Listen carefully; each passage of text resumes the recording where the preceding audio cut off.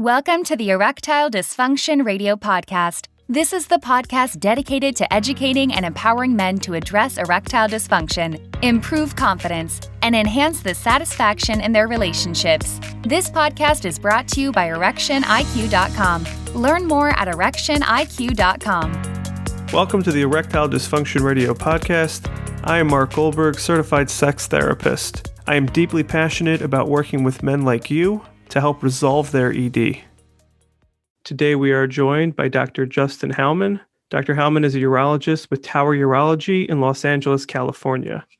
He completed a fellowship in male reproductive medicine and surgery and has published numerous articles and research papers on those topics. He is a champion of men's health and has dedicated his career to helping improve the quality of life for men. So today we want to explore what it's like working with a urologist to resolve erectile dysfunction during and after the COVID-19 pandemic. To get us started, can you tell us a bit about your practice? I am a urologist, as you mentioned, and with urology, obviously, urology is a very broad field. We deal with all types of issues with the urinary system, from kidney stones to incontinence to urinary retention, prostate issues, and cancers, the various cancers. But so I do all of that, but I'm specifically focused, or at least I'm fellowship trained in men's health. So essentially, I help guys who have difficulties having intercourse, achieving fertility. So it's a lot of male fertility involved, a lot of erectile dysfunction, testosterone management, and really anything sex related. That's a big part of my practice in terms of what I see. As a urologist, when someone struggling with erectile dysfunction comes to you, what is the standard diagnostic and treatment process like? You can't treat everybody the same. So some patients will come in and they have horrible erections and they're not too bothered by it. And other times, some guys have, their erections are almost perfect, but they're very bothered by it because they're not perfect. So a lot of it's tailored towards the patient, getting a good sense of where they are, where they want to be, what their goals are, and then really figuring out what is causing their erectile dysfunction. So it's very easy for me to just give patients medications, whether, simply like giving them Viagra or Cialis, prescribing them Viagra or Cialis and telling them to come back in 3 months. But my goal always for patients is to diagnose the issue, because erectile dysfunction really is a sign of your overall health. So if you are experiencing erectile dysfunction specifically, especially at a young age, it's important to diagnose it and treat, potentially it's early onset diabetes, high blood pressure, high cholesterol levels that's causing this. So the diagnosis is very key, and that's just blood work. And sometimes it's even low testosterone that's causing it. But yeah, it's really diagnosing is the key, is a key component to figuring out what's causing the erectile dysfunction. And I would gather that the diagnostics will dictate what the treatment procedure would be. Is that correct? Precisely, yeah. So sometimes a guy will come in and blood flow, in terms of the physiology for the most part is good, but he may have low testosterone that's caused. And, by fixing his testosterone levels, we're able to enhance his erections. Or sometimes it's, he has high blood pressure, or he has early onset diabetes. And by correcting that, we could not only reverse the diabetes, but improve the erectile quality as a result of that as well. Got it. Now, Dr. Houman, you're located in California, which has seen some of the most restrictive lockdown measures in the United States, probably similar to what is going on in many other countries around the world. Has that had a measurable, or at least a corollary impact on the occurrence of erectile dysfunction in otherwise healthy men? Without question. So yes, especially young men who typically they're social, they're active, they live normal lives. Before COVID, they were living normal lives where they're going to work, having a social life outside of work, exercising regularly. And a lot of those guys, they're confined to, especially if the ones that are single, they're not in relationships. They're confined to their apartments where they're working from home every day, spending a lot of time in front of the computer. And that social interaction is not a huge part of their life, especially during the worst parts of COVID.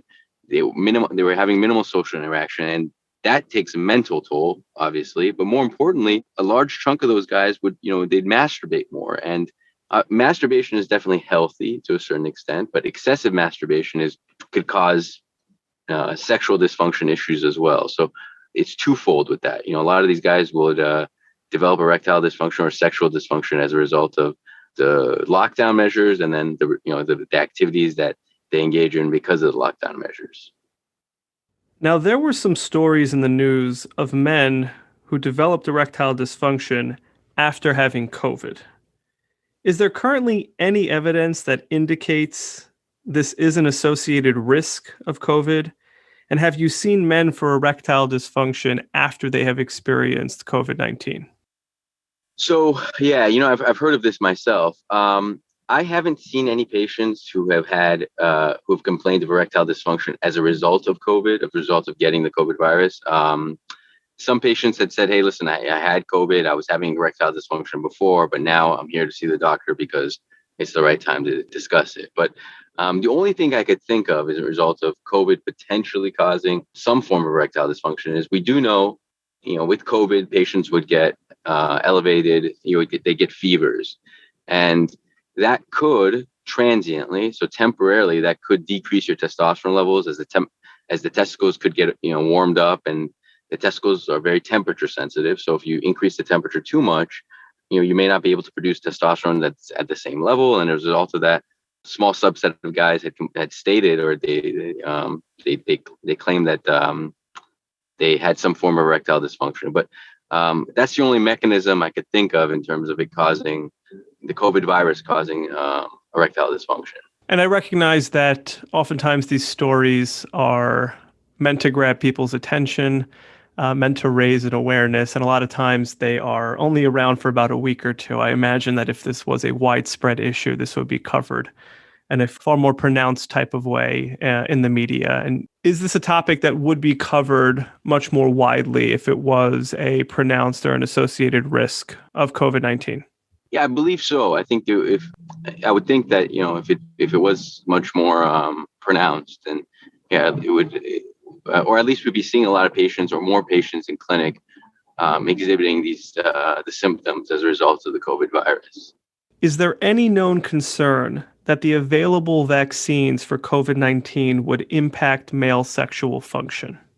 That's a great question. And it's a question a lot of guys have come to ask, both from sexual function as well as fertility. And there's currently zero evidence to suggest that the vaccine could lead to either one of those, whether it's sexual dysfunction or male infertility.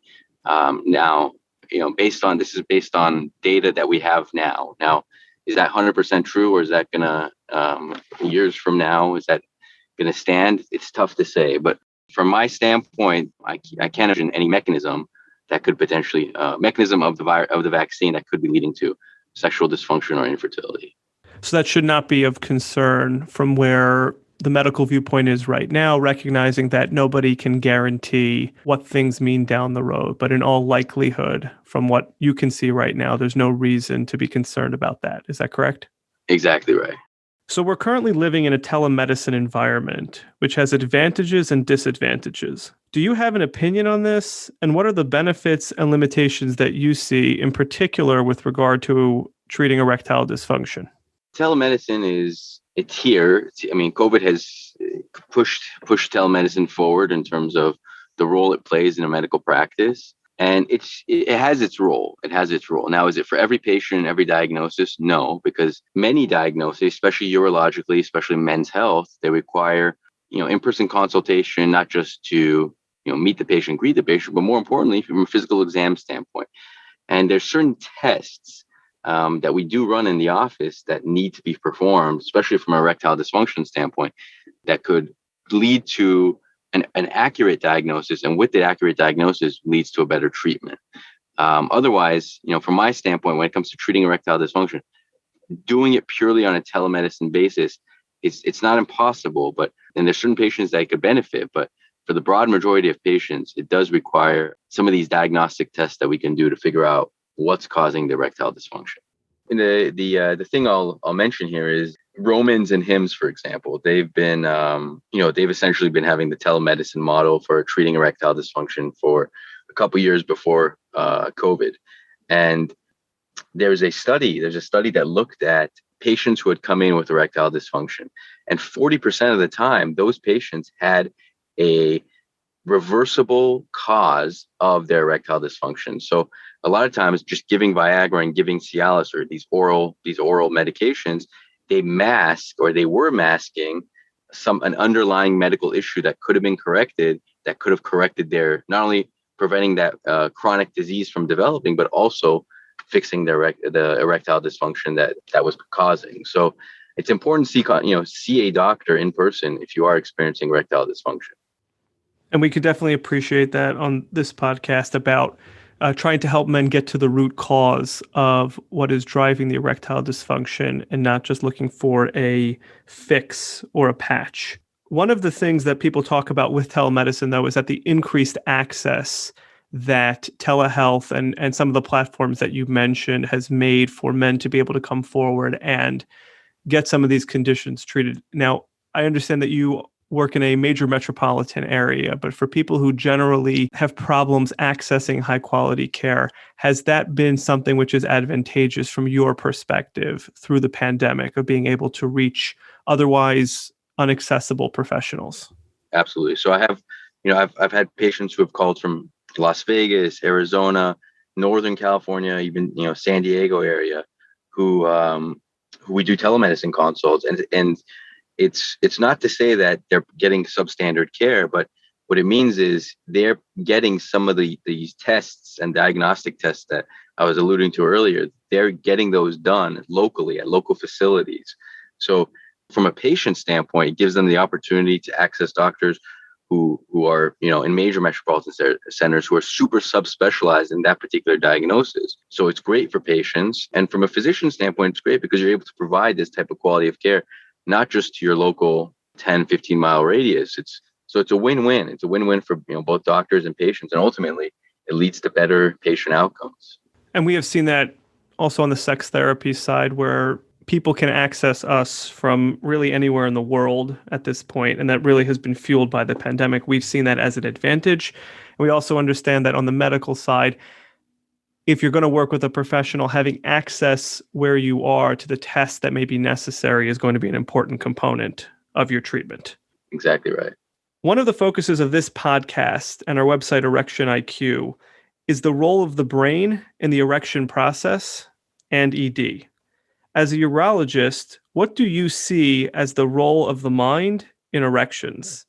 How common is it that erection issues are caused by or worsened by mental aspects like performance anxiety and relationship issues?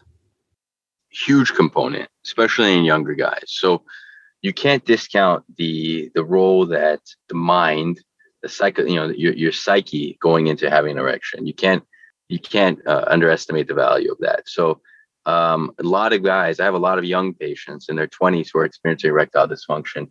And obviously I want to make sure that the physiology makes sense. Everything is okay from an anatomic standpoint. So hormonally, their nerve function's okay. The blood flow to the penis, you want to make sure all those things check out. And many times, broad majority of times, all of that physiologically, they're great, but it's in the mind. So a typical story is a guy he'll have an erection, or he'll have a long night of drinking, try to perform that night. He's unable to perform. And the next time he's trying to perform, he'll remember this, and just a little bit of stress associated or a little bit of anxiety associated with that. He'll remember that previous time.